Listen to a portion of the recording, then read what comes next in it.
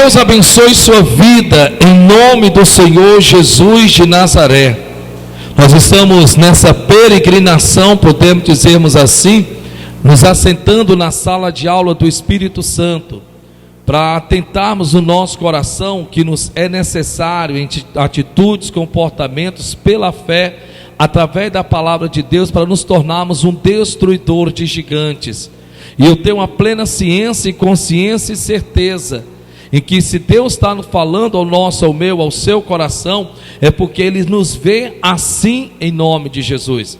Mas não só a você, mas a todos os que aqui estão, eu também, no nome de Jesus, convido que você possa depois tirar um tempinho para assistir uma mensagem que nos foi revelada na sexta-feira. Esses ensinamentos que fica intermediário dos domingos a domingos, em que nós aprendemos sobre 3 segredos que Davi possuía, que Golias não conhecia. E estes segredos são muito importantes para o meu, seu, nosso amadurecimento em Jesus Cristo. Se eu não me engano, é a 12ª parte deste ensinamento em nome de Jesus. Amém, pessoal? Diga glória a Deus.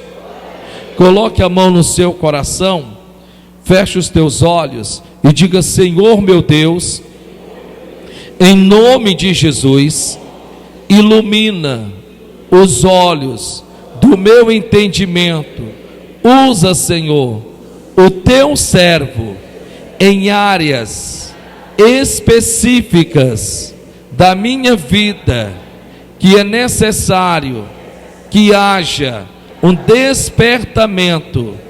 Senhor Espírito Santo, provoca a minha fé. A tua palavra diz que não podemos sermos somente ouvintes da palavra, mas sim praticantes.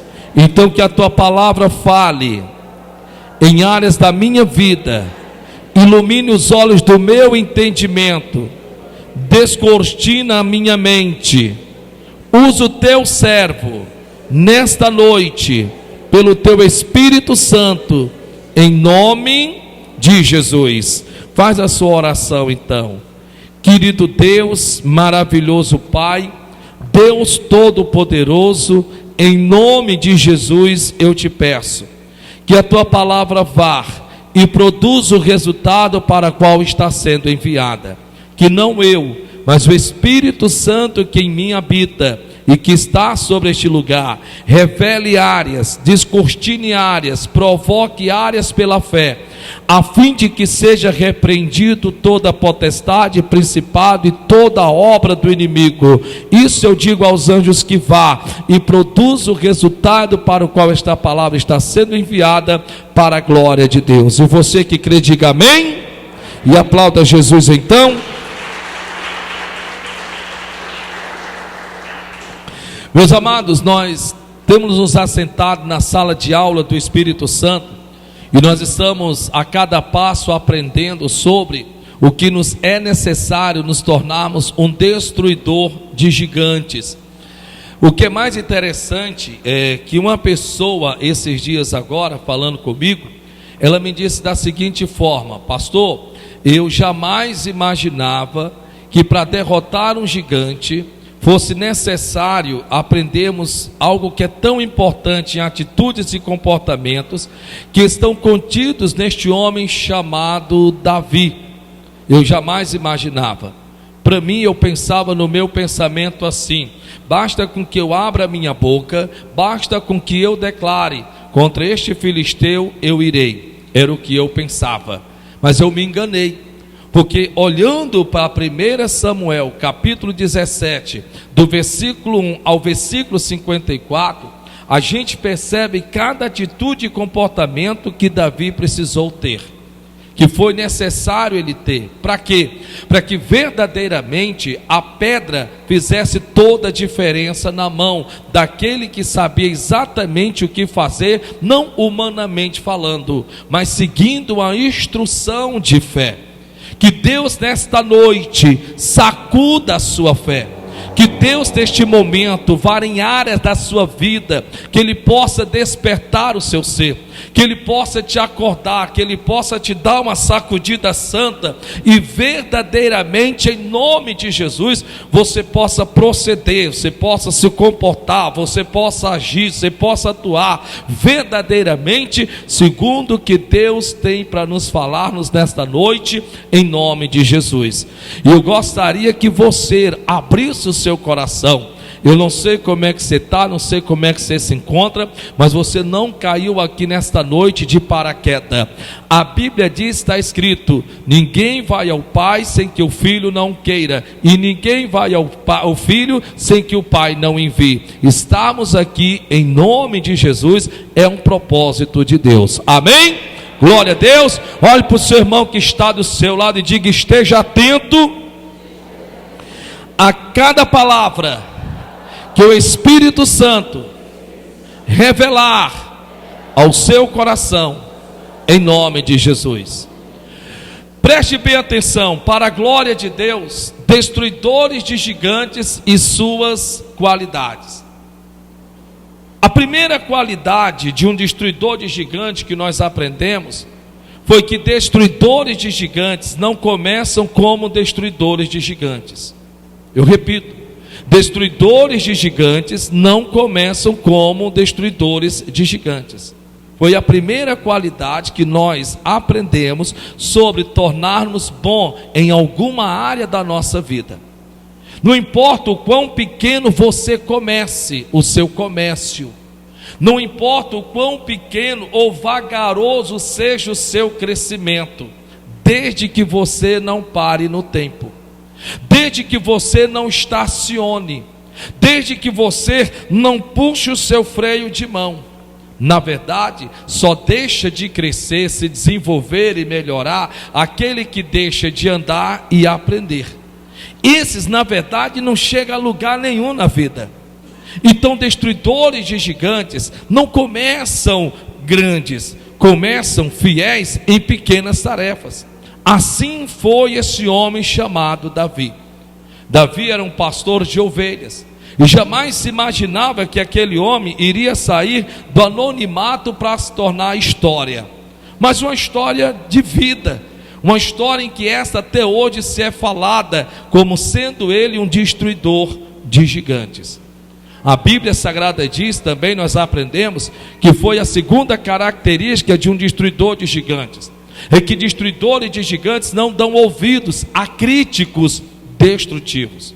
Você tem que atentar no seu coração que tão importante é você estar focado no que você quer, no seu alvo, no propósitos da tua vida, mas também estar preparado para os embates da caminhada. Nem sempre você vai ter pessoas dentro de casa e fora de casa que te empolgue, que te coloque para cima, que te motive, que te incentive. Nem sempre você vai ter 100% de pessoas que torcem pelo teu sucesso. Nem sempre você vai ter pessoas em que vão estender as mãos para te colocar de pé. Na maioria das vezes você pode ter dentro da sua casa opositores, como você pode ter onde você trabalha ou até mesmo onde você mora. A questão é ter ou não ter, não é isso. A questão é como você lida com isso. Então, verdadeiramente, destruidores de gigantes não dão ouvidos a críticos destrutivos, a críticos que não querem fazer coisa alguma, mas também querem fazer de tudo para impedir que você faça. Então, essas duas características, qualidades de um destruidor de gigante, precisam estar interna dentro de você. Então, primeiro você precisa pôr uma coisa no teu coração: só não alcança os que param. Diga: só não alcança. Só não alcança os que param. Os que param realmente não alcançam.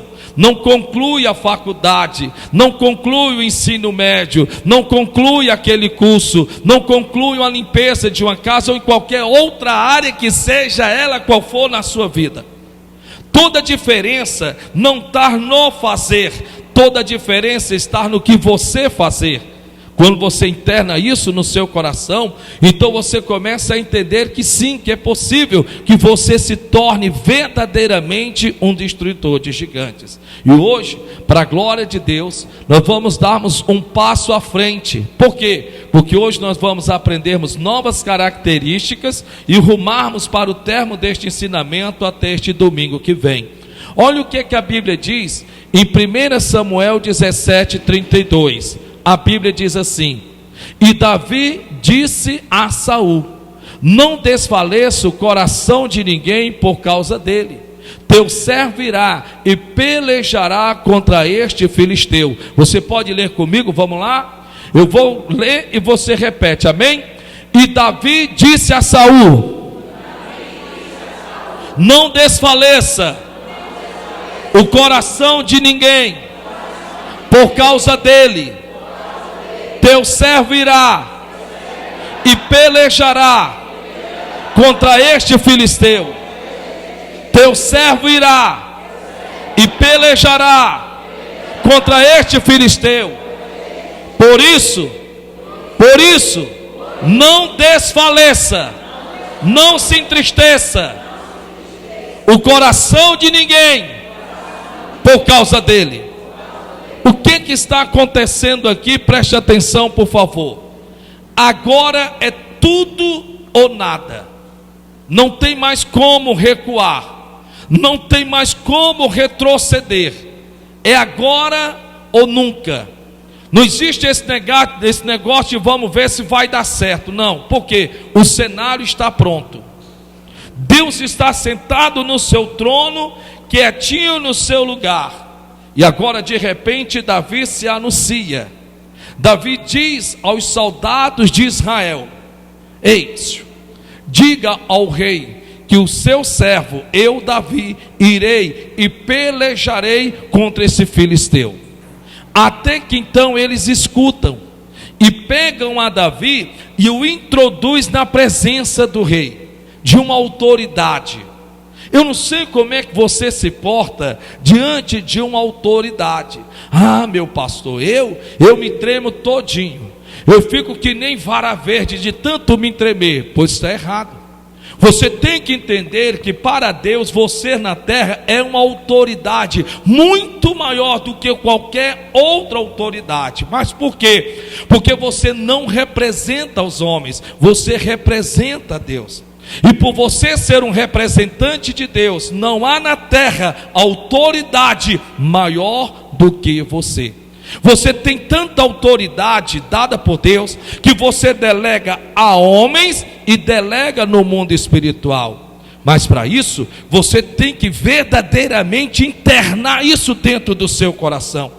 Porque tudo que o diabo quer é roubar essa essência, é tirar de você essa visão de capacidade de que Deus colocou dentro de você. E muitas vezes você vai ter que vencer aquele pensamento de insignificância em que foi embutido na sua mente ainda na sua infância. De tanto você ouvir que você não iria dar certo, de tanto você escutar que não adiantaria tentar, de tanto você ouvir que a melhor coisa que tem é você recuar, retroceder, puxar o freio de mão, de tantos olharem para você e dizer, você, de tanto você ouvir, você acabou que internou isso dentro de você, e você mesmo, sem perceber, criou para si mesmo um bloqueio. E a palavra vem, ela bate como a água bate na pedra, mas ela não consegue perfurar. E por que não consegue perfurar? Porque você ainda não entendeu que você não é como você se vê. Diga isso para o seu irmão, você ainda não entendeu. Seja mais incisivo, você ainda não entendeu. Você não é como você se vê, você é como Deus te vê. Porque se não fosse assim, então nós estaríamos aqui ocupando um espaço, nós estaríamos meio que brincando de sermos crentes, e Deus não brinca com coisas sérias. Você, quando coloca isso no seu coração, você então vem aqui até Davi, e Davi está diante de Saul. e o rei está diante dele. E agora a Bíblia diz que Davi percebe no semblante de Saul que ele está abatido, desmotivado, desencorajado. E ele está meio que como que olhando para a situação e não crendo que pode vencer. Na vida você vai deparar-se com pessoas em que a melhor coisa que você tem que internar no seu coração é que essas pessoas vão precisar que você saiba se posicionar diante delas. E Davi está diante de Saul.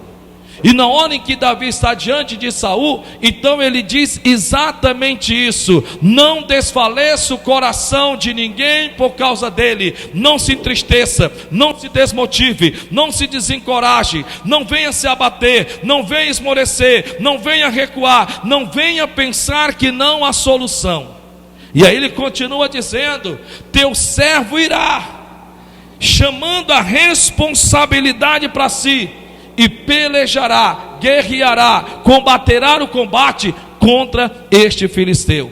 E aí eu olho para esse versículo e me pergunto: meu Deus, que homem é esse? Porque até onde eu sei, ele em nada é diferente de nenhum de nós.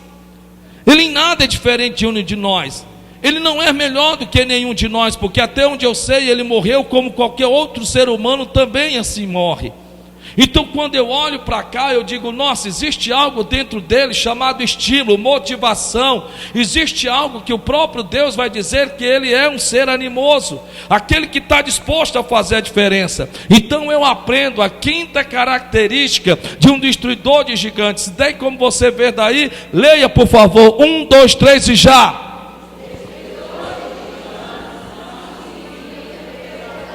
Destruidores de gigantes não se intimidam pelos desafios.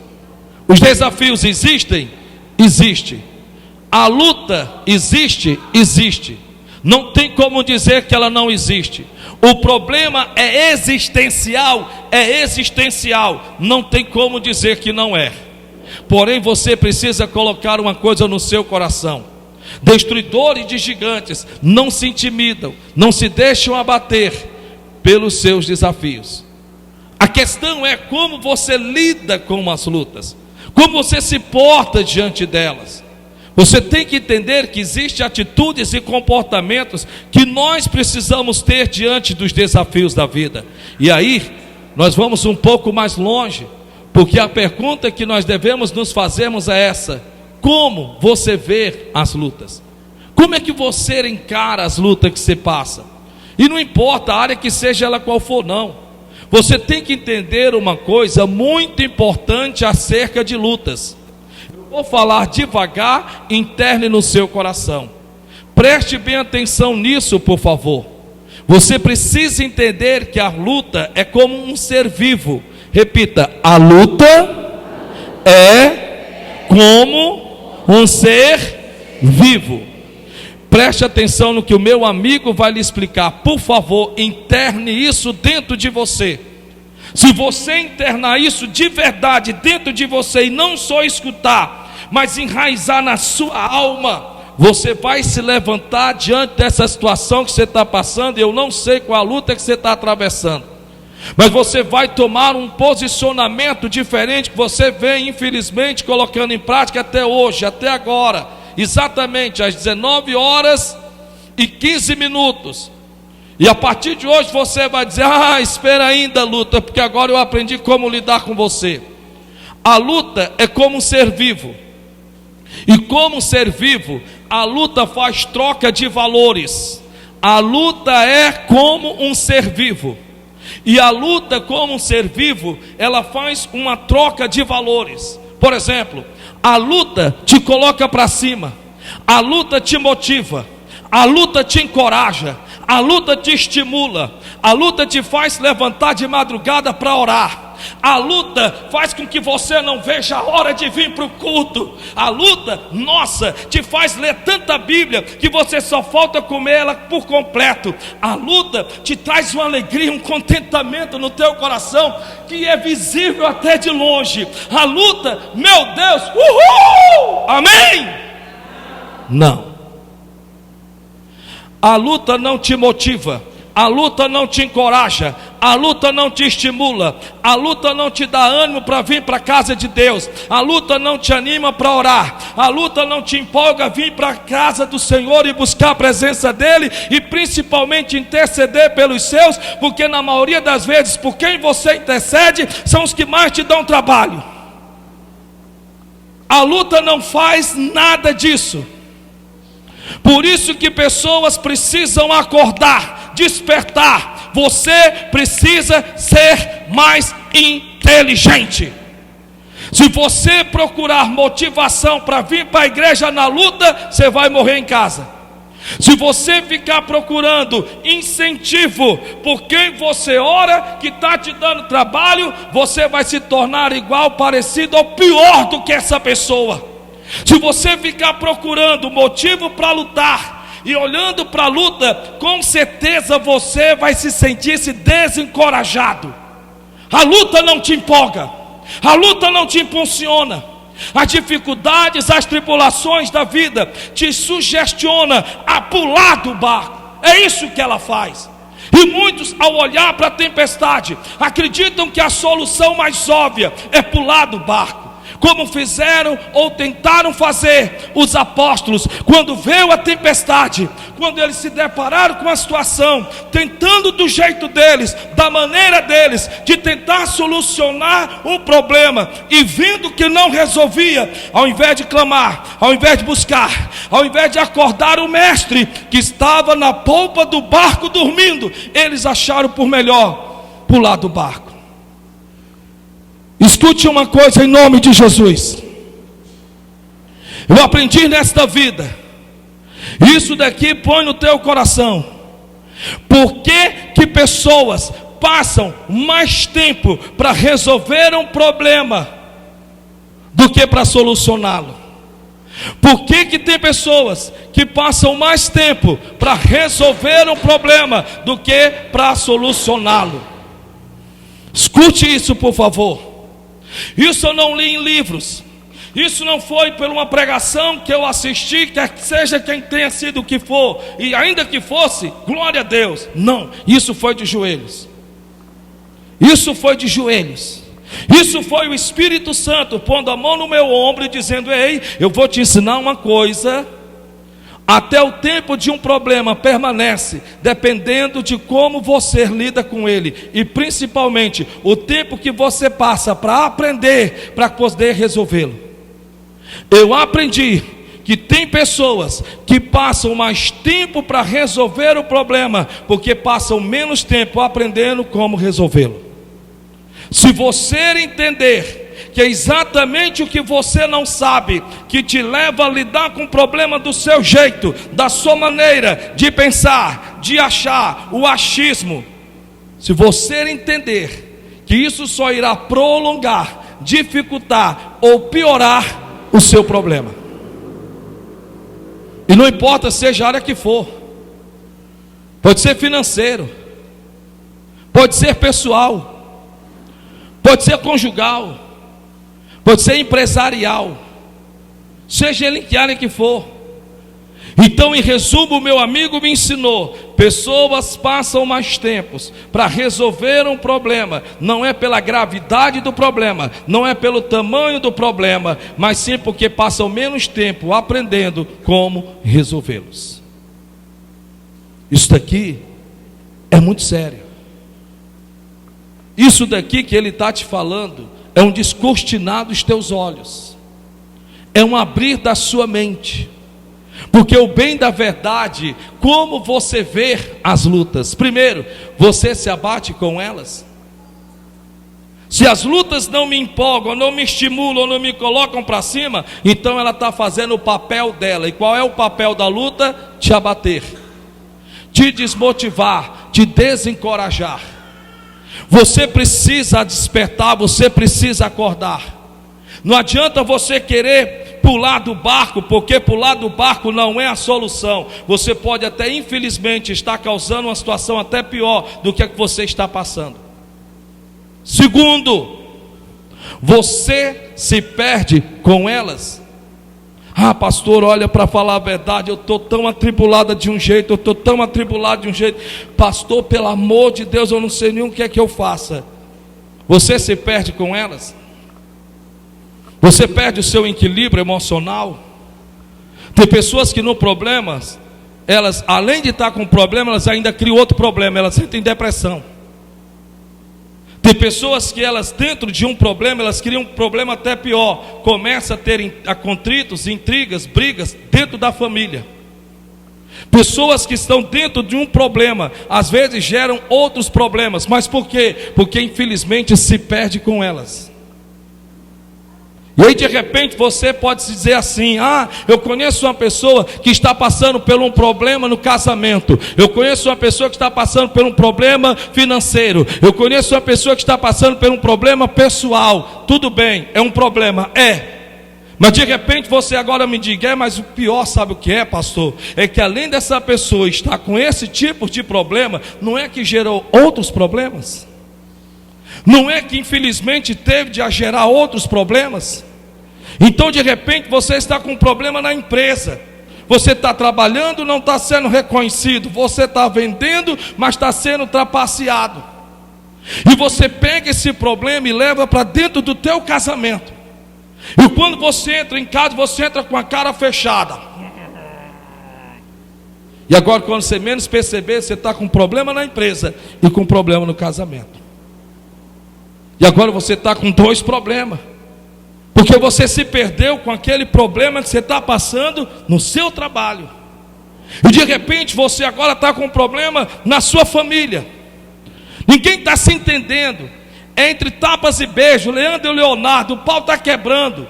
E infelizmente ainda tem gente que está jogando lenha só para ver o fogo pegar. E agora você precisa trabalhar, você precisa vender, porque se você não trabalha, se você não vende, você não ganha. Se você não ganha, você não sustenta, você não mantém a sua casa. E agora você então pega esse problema, você se perde com ele. E agora você sai para vender.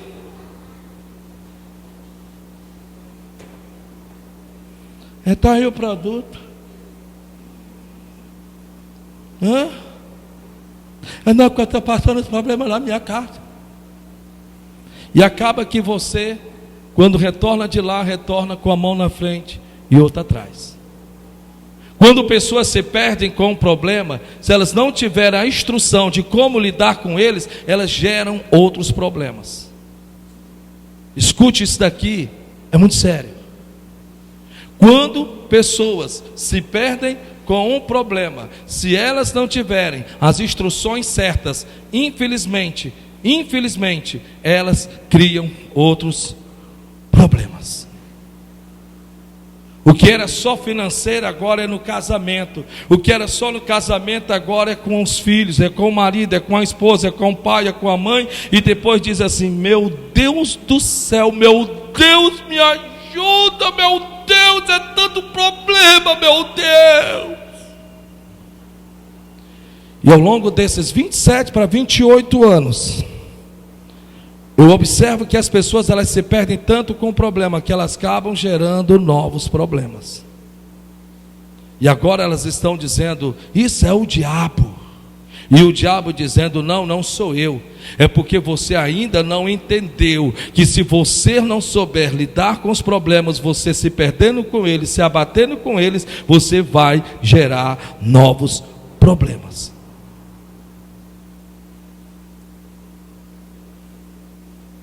Amém? Eu vou melhorar na pregação, eu sei que está fraca. Olha para o irmão que está do lado e diga: a pregação está fraca, mas vai já melhorar. Vamos lá. Terceiro, você acredita mais nas lutas ou na capacidade de vencê-las?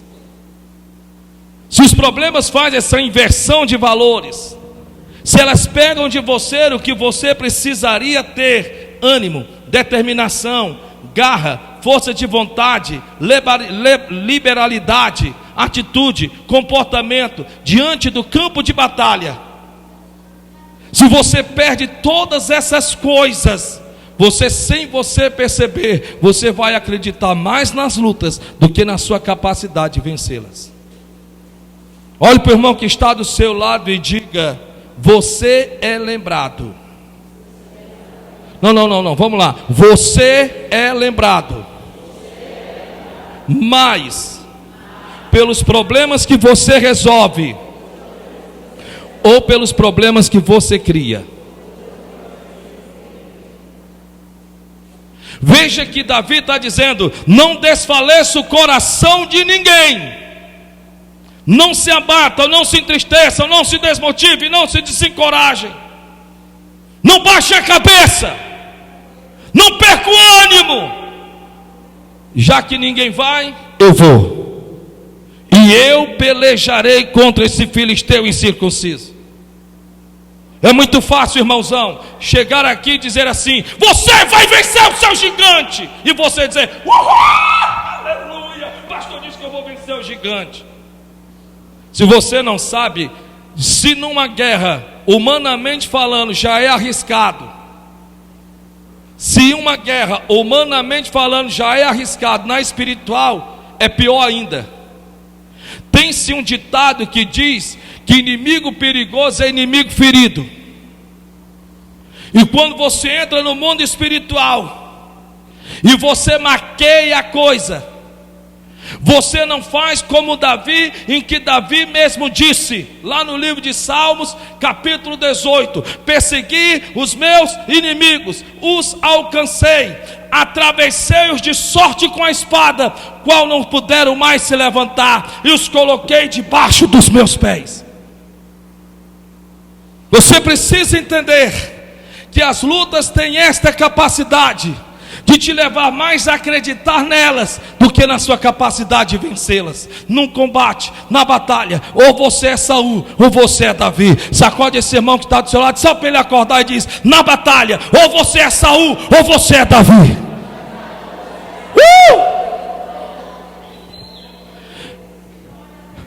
Nós somos Saul, diga amém. Nós somos Davi, diga glória a Deus. Não, a não ser que você tenha o nome Davi. Davi nós nunca seremos. Lembra do primeiro? Lembra que eu lhe disse logo no primeiro, na primeira parte do ensinamento? Davi só existiu um. Foi as primeiras palavras que eu disse quando começamos esse estudo. Davi só existiu um.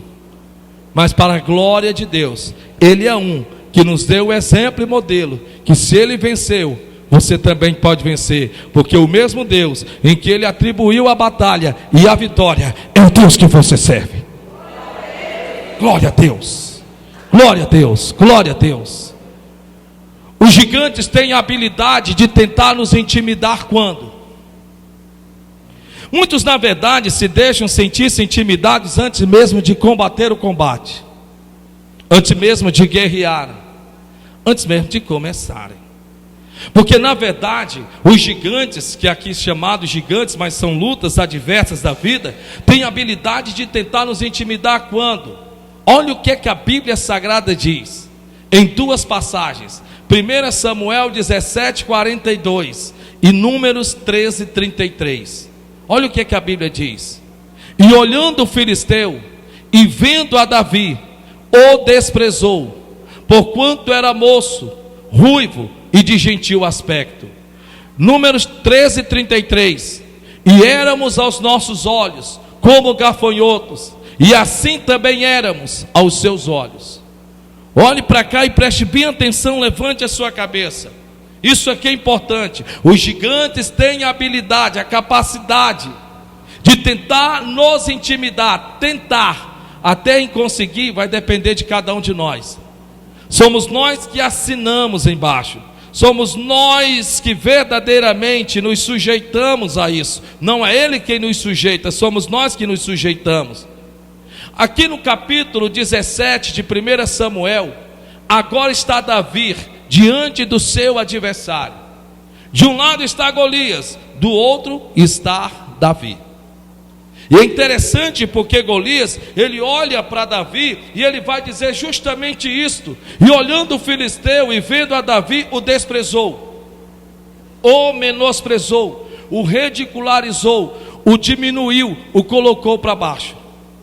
Na luta você vai ter pessoas que vão te colocar rente com o chão. No bom combate da fé, você vai ter, psicologicamente falando, batalhas, combates dentro da sua mente, que vão fazer de tudo para você acreditar que você é um insignificante, que não adianta você acreditar, que não adianta você lutar, que você nasceu para ser pobre e acabou-se, que você nasceu para ser ninguém e pronto, e ponto final.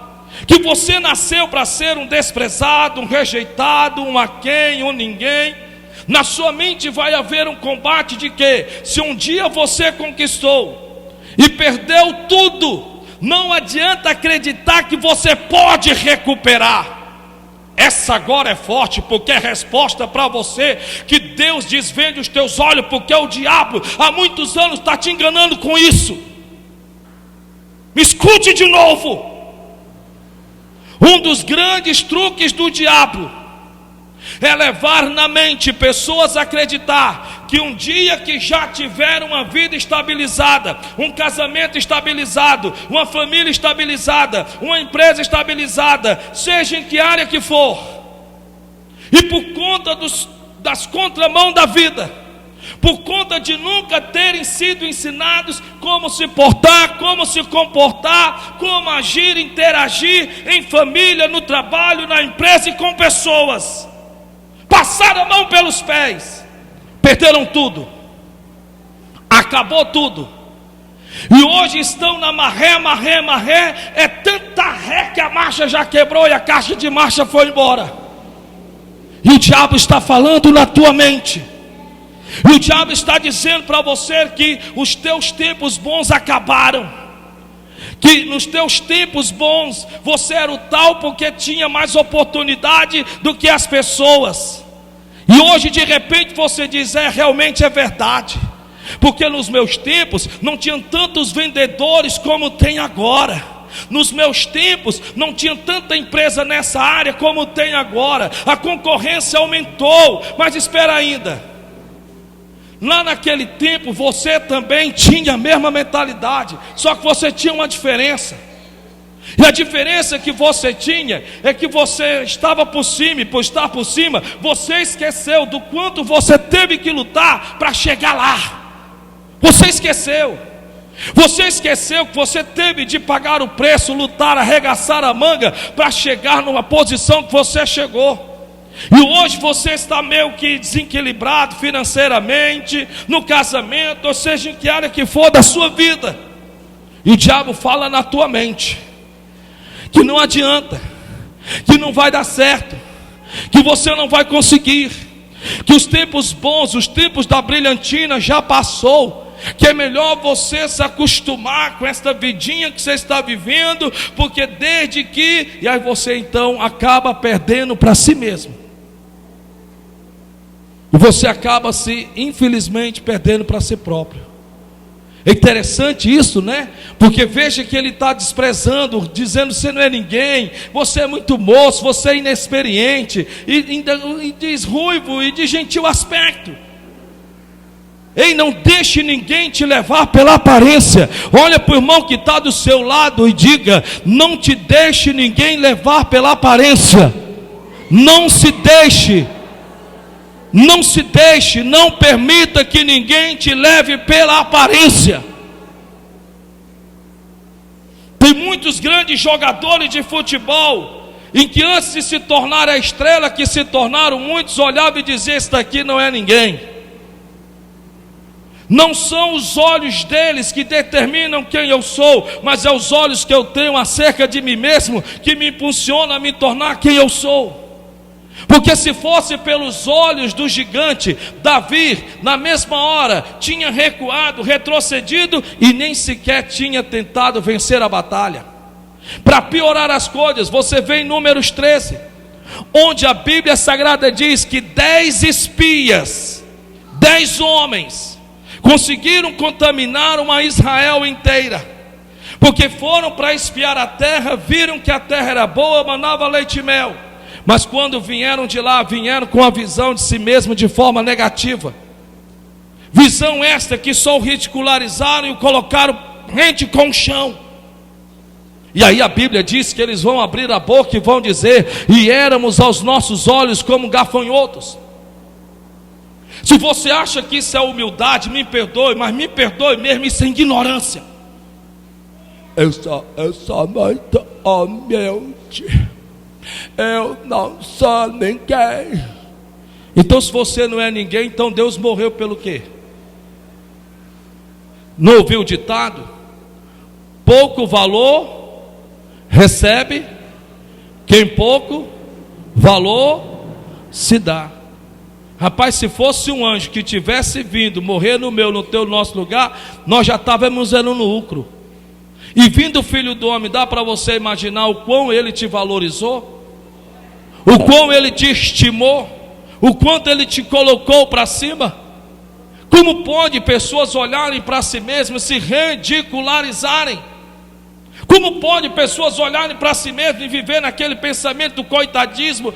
Porque ninguém tem pena de mim. E não é para ter mesmo não, porque não é galinha. Não é para ter não. Olha para o irmão que está do céu, diga: não é para ter mesmo não. Diga, mas pode sacudir, diga: não é para ter mesmo não.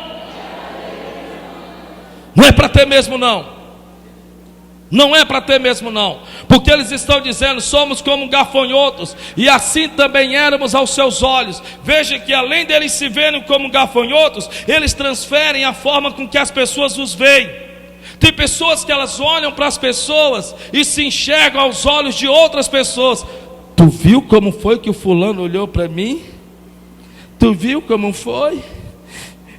Eu não merecia tudo isso. Que é isso, irmãos?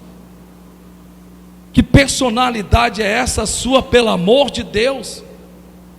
Como é que você se permite que pessoas olhem para você no diminutivo e você então ainda cai nessa? Quando a Bíblia diz que únicos olhos que te veem é os olhos de Deus, porque tu és a menina e o menino dos olhos de Deus. Eu vou repetir, porque me perdoe, ou você está com muito calor, ou você não está entendendo o que Deus está falando com você. Porque tem pessoas aqui que estão lutando nem pelo que acreditam, irmão Jorge. Tem pessoas aqui que querem prosperar, mas não acreditam que pode prosperar. Tem pessoas que lutam pelo marido para se converter, mas não acreditam que eles possam se converter. Tem gente que estão lutando por uma cura, mas não acreditam que pode ser curadas. Tem pessoas que só vêm à igreja para bater cartão e dizer: a palavra foi boa, não foi mais ou menos, não, falou muito comigo.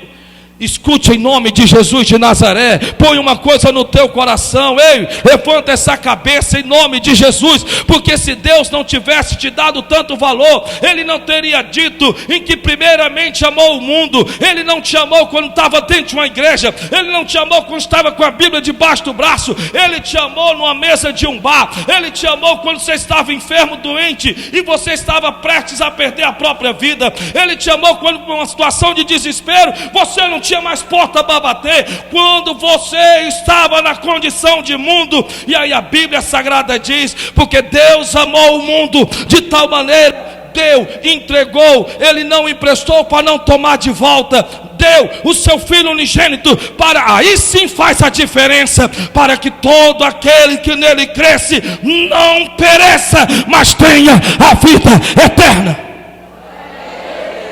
Glória a Deus.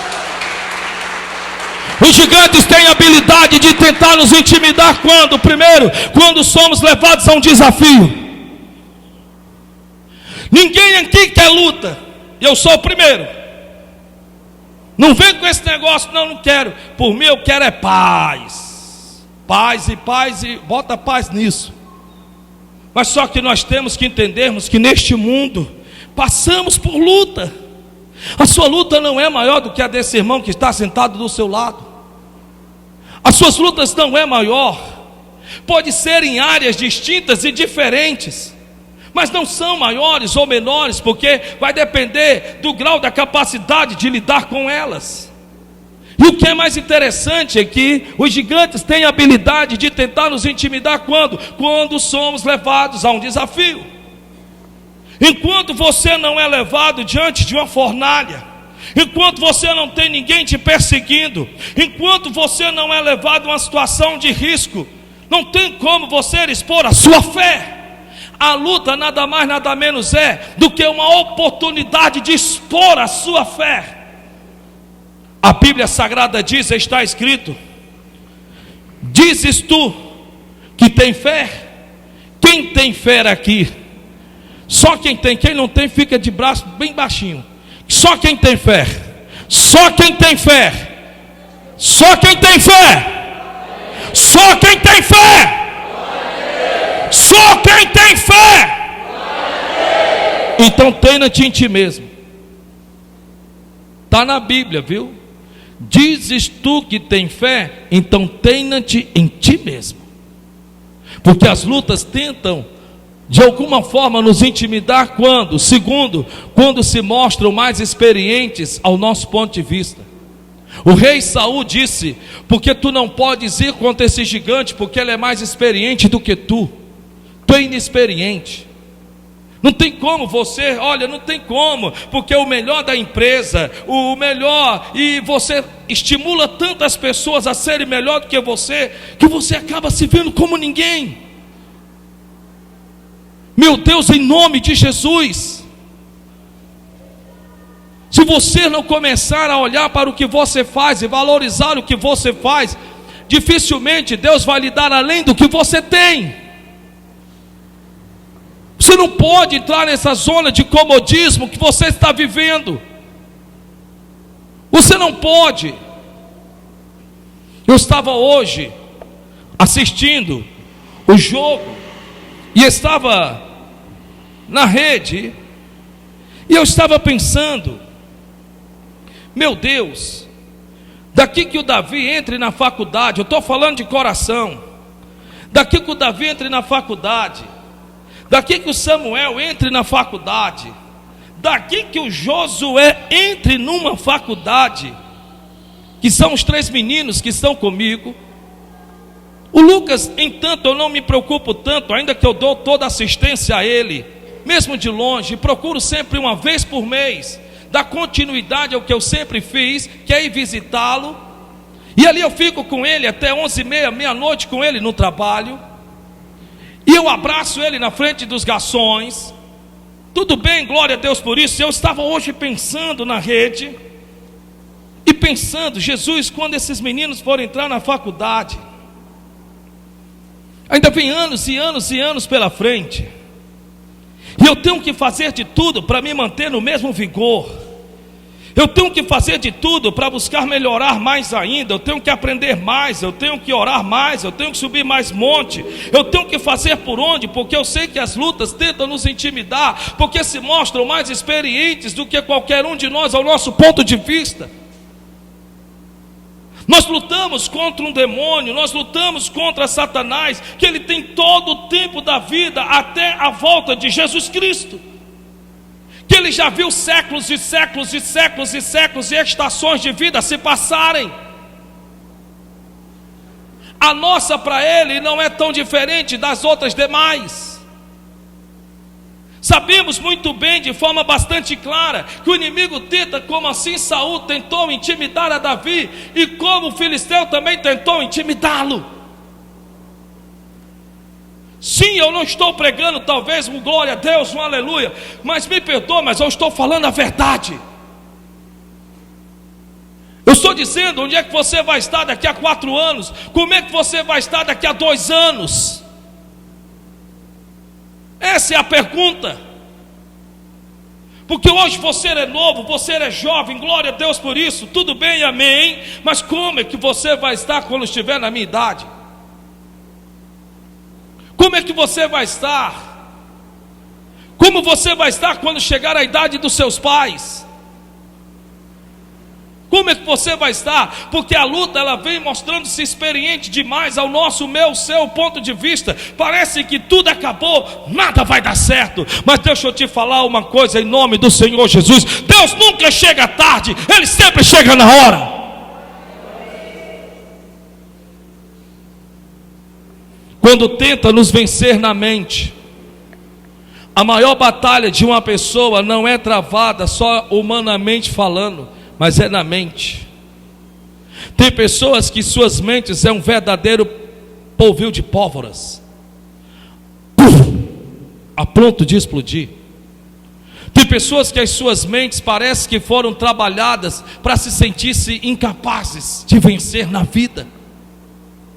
Meu Deus, a Bíblia Sagrada diz, está escrito: tudo que é bom, tudo que é honesto, tudo que é amável, isso ocupai os vossos pensamentos. A sua mente tem que trabalhar a seu favor e não contra você mesmo. Se você não procurar ter uma mente curada, você nunca vai ter um corpo saudável. A Bíblia Sagrada diz que a cura do corpo está na mente. Por que o diabo trabalha tanto por tentar alcançar a sua mente? Isso pode vir através de palavras ou pode vir através de visão. Na verdade não é nem de visão, é de vista, porque a vista projeta uma visão. Tem pessoas que elas precisam entender que as suas mentes na verdade determinam os seus sentimentos. Se você não conseguir vencer a si mesmo em sua própria mente, então me perdoe, com certeza o inimigo irá lhe bombardear até vencer você na sua própria mente. O seu maior campo de batalha são os seus pensamentos. E o diabo sabe muito bem o que fazer para neutralizar-nos através dos nossos pensamentos. Veja que a Bíblia diz que pessoas nem sequer a batalha foram, só porque viram a Golias e já se viram mortos por ele. Eles não precisaram guerrear, eles só precisaram, doutor, se ver morto na mente. Então, em nome de Jesus, coloque a palavra de Deus dentro da sua mente. Se instrua da palavra de Deus, leia a palavra de Deus, procure fazer todo este ensinamento. Hoje nós estamos na 13ª parte, 13 mensagens, que dá no total de 13 horas de ensinamento. 13 horas. Você pode assistir uma vez, um por semana ou um por dia. Você pode assistir na segunda e você vai chegar no sábado e terá assistido 7. E na outra semana você pode dar continuidade e assistir mais 5 ou mais 6 ou mais 7 e dizer: nossa, eu aprendi sobre como tornar-me um destruidor de gigante. Ainda que você aprenda na sala de aula, você necessariamente vai precisar fazer a revisão em casa para saber o que você aprendeu, ou trazer à lembrança aquilo que foi te ensinado na sala de aula, para que você possa, quando chegar no dia da prova, a sua mente trazer à lembrança aquilo que você colocou para dentro, para que você possa então levar uma boa nota quando você for então ali revisado pelo diretor, pelo professor, pelo coordenador ou por quem quer que seja. Mas me perdoe, nós crentes parece que ainda não entendemos. Amém? Amém?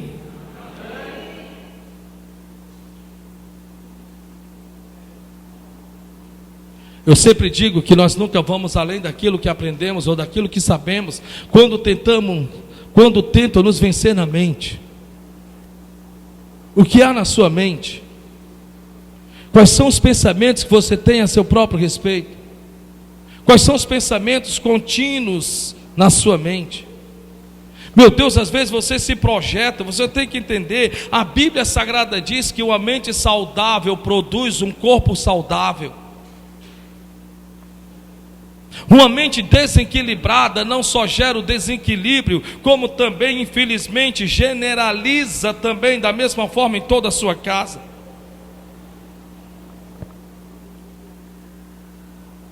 1 Samuel 17, 25, 26. E há de ser, pois, que o homem que o ferir, o rei o enriquecerá de grandes riquezas, e lhe dará a sua filha, e fará livre a casa de seu pai de impostos. E disse Davi: que farão aquele homem que feria este filisteu? Eu queria que você, por gentileza, lesse comigo, em nome de Jesus. Eu vou ler e você repete, amém? E há de ser, pois, que o homem que ferir, o rei o enriquecerá de grandes riquezas. O rei o enriquecerá de grandes riquezas, e lhe dará a sua filha, e fará livre a casa de seu pai de impostos. Veja que agora a Bíblia Sagrada diz que Davi está ouvindo dos soldados, e os soldados estão dizendo: olha, eu ouvi dizer que o rei mandou dizer, quem vencer o gigante, primeiro, o rei o enriquecerá de grandes riquezas, vai sair do miserê, vai sair por detrás das ovelhas de seu pai, vai reformar a casa que tanto desejou. É isso mesmo, vai poder ter o seu próprio automóvel e não vai precisar de que outros os empreste. Fiquei sabendo em que vai ter condição de pagar as suas contas e se manter com o que tem. Eu fiquei sabendo disso. E tem mais, hein? Vai desencalhar, lhe dará a sua filha, vai desencalhar. Vai desencalhar, porque agora vai ter sua esposa, vai ter seu marido. Olha que coisa boa. Vai deixar de ser titia, vai deixar de ser titio. Não, vai desencalhar. E fará livre a casa de seu pai de impostos. Toda a sua casa, toda a sua família vai ficar com devedor. Por quê? Porque saberá que você, Davi, fez com que toda a sua casa ficasse livre de impostos. Quer dizer, você vai sair da penúria. Meu Deus, de repente Davi não acredita, e Davi diz: que farão aquele homem que o feria este filisteu? A coisa era tamanha que ele disse: eu não acredito, tudo isso só para vencer um gigante. Eu não acredito. Como é que é? E não teve quem quisesse ir, não teve quem tivesse coragem de... Eu não acredito numa coisa dessa, não pode ser, isso não existe, é mesmo? É tanto que a Bíblia diz que ele pediu, está escrito, ele pediu que os soldados repetissem, porque tamanha era a recompensa, só em destruir o gigante, que ele mesmo dizia: mas não pode, é muita coisa para fazer tão pouco. E aí eu aprendo algo muito importante sobre a sexta característica de um destruidor de gigante. Dá para você ler aí, por gentileza?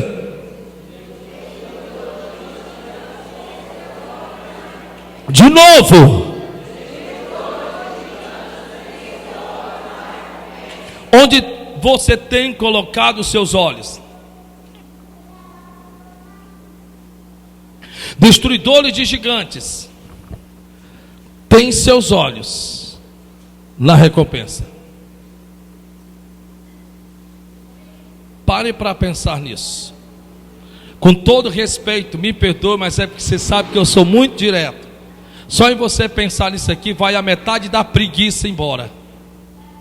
E a outra metade só em você saber que se você se levantar, se você correr atrás, se você pagar o preço, você vai ser recompensado no final. Acordar cedo, Deus me livre, eu prefiro morrer. Deus que me livre.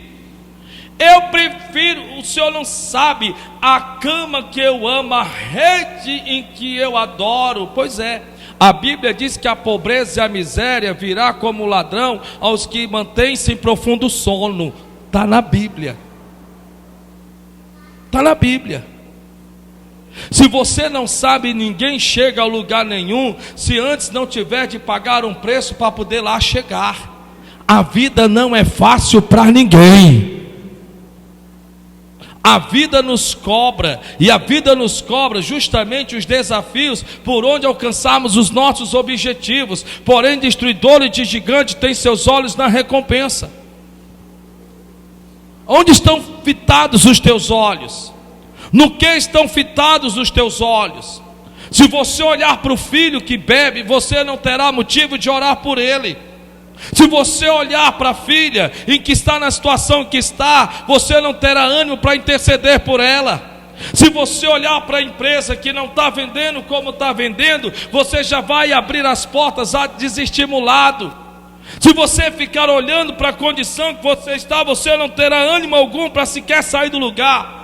Mas quando você olha para a recompensa e você diz: espera ainda, vale a pena lutar, vale a pena arregaçar a manga, vale a pena, porque somente os que têm olhos na recompensa verdadeiramente se estimulam e verem motivos para lutar e continuar lutando.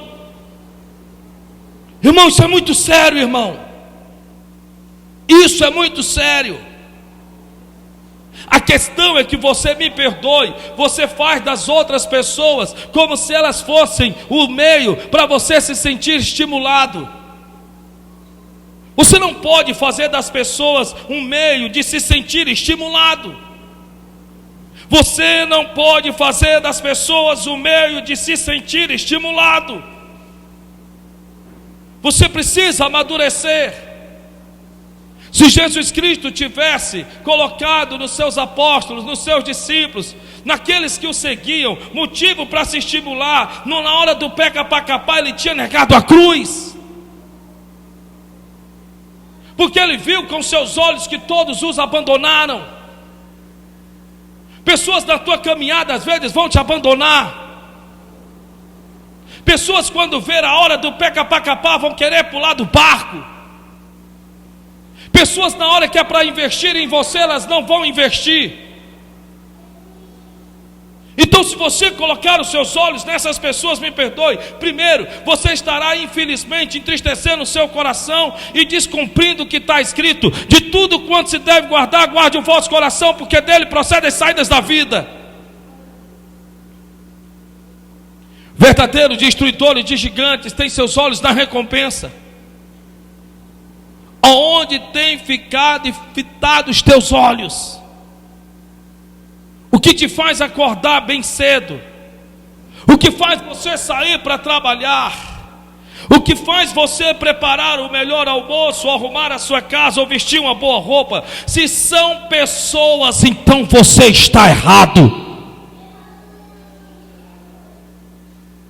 O que faz você ir para uma academia é só para expor um corpo? Se for por conta de pessoas, você também está errado. Por que você faz o que faz e pelo que você faz? E por que você faz? Isso é muito sério. São perguntas que você precisa fazer a si mesmo. Então, com todo respeito, se eu oro para que Deus me use para abençoar pessoas, mas eu não tenho meus olhos voltados em pessoas.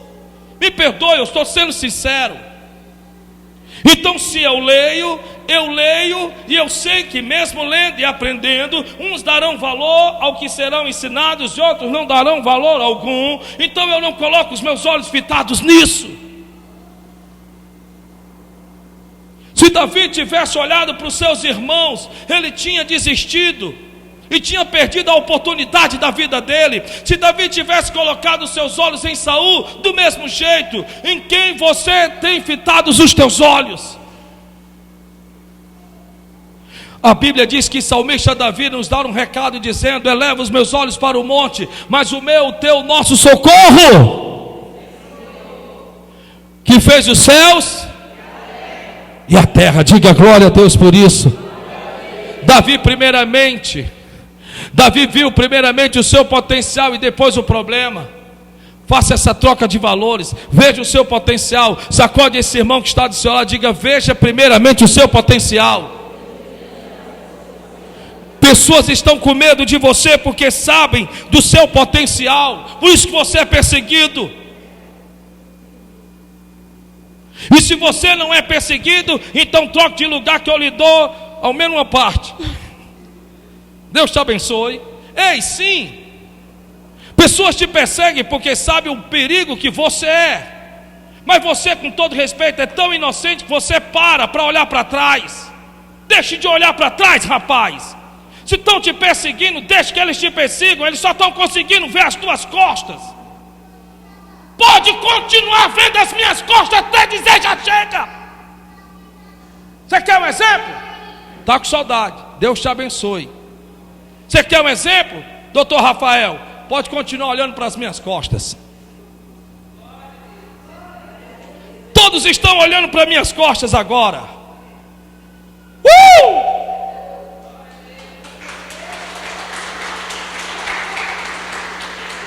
Meu Deus, você tem que amadurecer. É porque ensinaram nos altares da igreja, ensinaram a termos medo de quem nos persegue, nos ensinaram a olharmos para trás quando temos que olhar para frente, nos ensinaram a olhar para o chão quando temos que olhar para cima.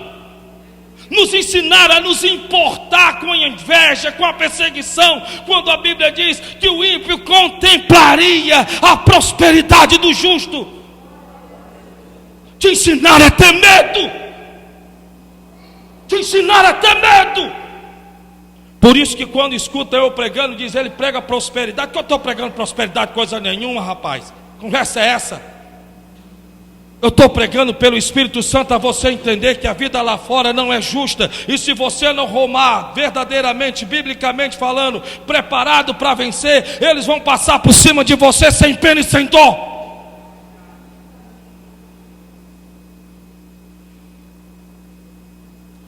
Glória a Deus! Glória a Deus! Olha para o irmão que está do seu lado e diga: eu vou te dar a oportunidade. Não, está muito fraco. Diga: eu vou te dar a oportunidade.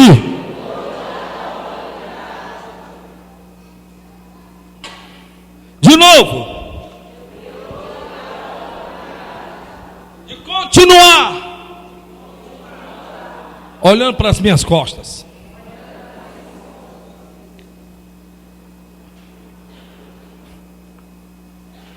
O covarde sempre verá primeiramente o problema e dificilmente o seu potencial. Tem covardes aqui? Diga eu. O covarde, ele sempre verá primeiro o problema. Não, eu vou sair da empresa. Por quê? Porque estão me perseguindo muito. E de quantas outras empresas você vai querer sair logo depois? Não, eu vou me mudar de bairro, porque os vizinhos são satanás. Então de quantas outras casas você vai ter que se mudar?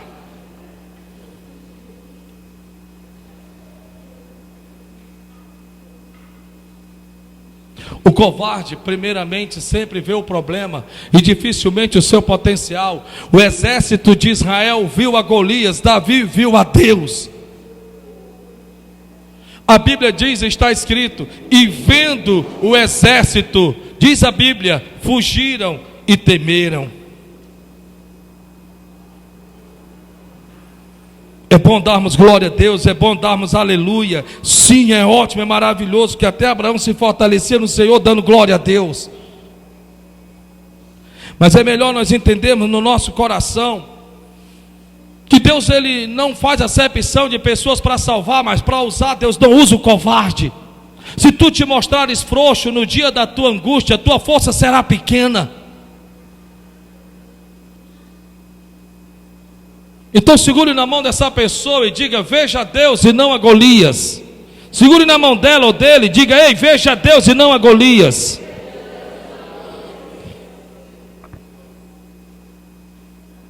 Você pode ler, por gentileza?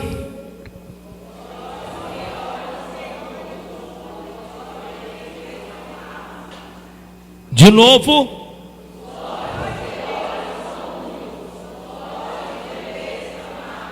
Os olhos que olham são muitos, os olhos que veem são raros. Os olhos que veem fazem parte de um exército que não tem coragem de arregaçar a manga e partir para cima. Mas os olhos verdadeiramente dos que veem são raros, são poucos, e conseguem ver em si a capacidade em Jesus Cristo de vencer a batalha. Que Deus tenha nessa noite falado com você, porque eu acredito sim que se você realmente acreditar, você pode ter sim essas qualidades no seu coração. Eu não sei se Deus falou com você, mas eu queria continuar em nome do Senhor e Salvador Jesus Cristo, mas só no domingo que vem. Aplauda Jesus bem forte então. Que Deus te abençoe no nome de Jesus.